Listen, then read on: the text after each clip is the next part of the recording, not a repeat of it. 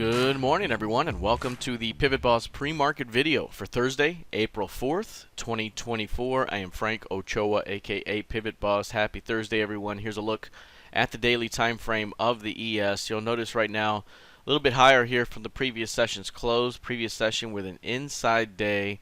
Managed to hold by the end of the day above the previous day's midpoint. Didn't really explode to the upside as it held here into today's session. But we are beginning to see signs here that perhaps this could lead to a continuation to the upside. The key level to watch, though, is going to be the previous session's high.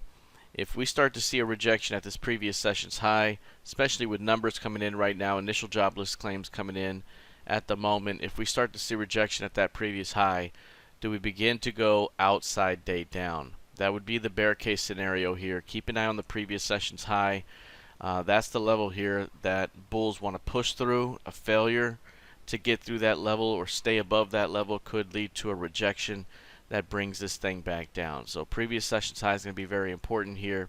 Any rejection at that point could start to push this thing back down for a potential outside day and maybe even more.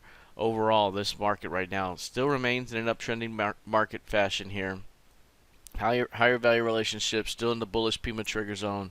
Things still pointing up, but clearly slowing down here, at least to begin the second quarter and to begin April. Keep an eye on the previous session's high. That's the one to watch here for signs of failure or continuation. We take a look here at the NQ. Similar price action here for the NQ. The previous session here with a nice bounce back day, and fell just before the end of the session there. Right now testing the previous session's highs. Again, the key level to continue to watch.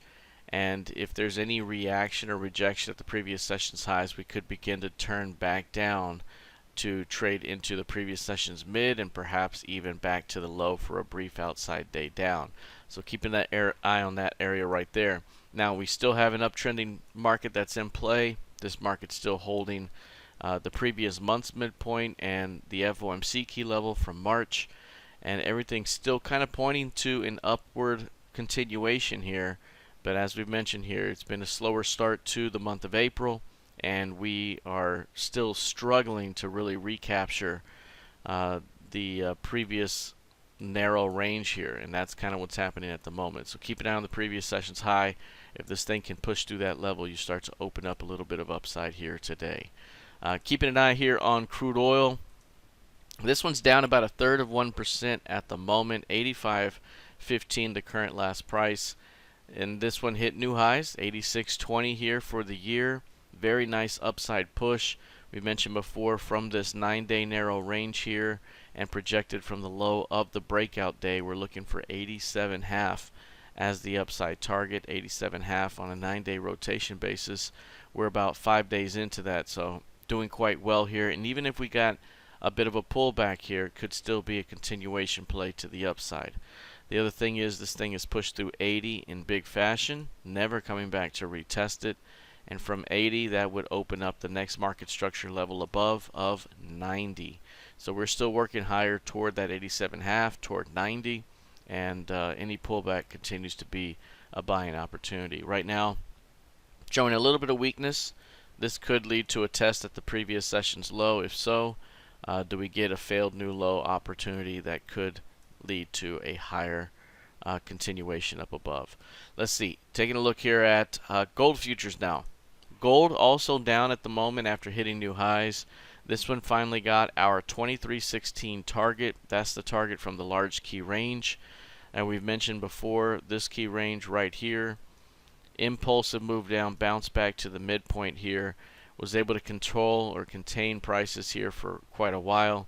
We had a test at the edge at 2000. That led to a bounce back up, and right here it took the midpoint of that range bid, opened up the upside targets, and we saw the move to the edge, the move to the 50%, and now the move to the 100% target off that zone. What a tremendous rally we've seen out of gold. One of the hotter markets here that we've seen so far, at least over the last 5 weeks or so. And after hitting 2300, where's the next level up? 2350. We start to see some more action up toward 2400. Overall, this market continues to remain in a very bullish path, and the 22-25 zone is still an opportunity here for bulls to defend. So we could drop as deep as that area and still see the market continue to trend up. So even if we pull back some, kind of like crude oil here, you're going to see bullish participants look to defend into the pullback for a continuation up until proven otherwise. Lastly, looking here at the YM. YM here showing a little bit of strength. The previous session here really lagged the broader market here. Really held down by Intel weakness, Disney weakness, and it shows in the chart here. It has a doji-like day sitting on top of the previous month's midpoint, but we could still see an opportunity to push through the top of the range here. Again, all eyes on the previous session's high.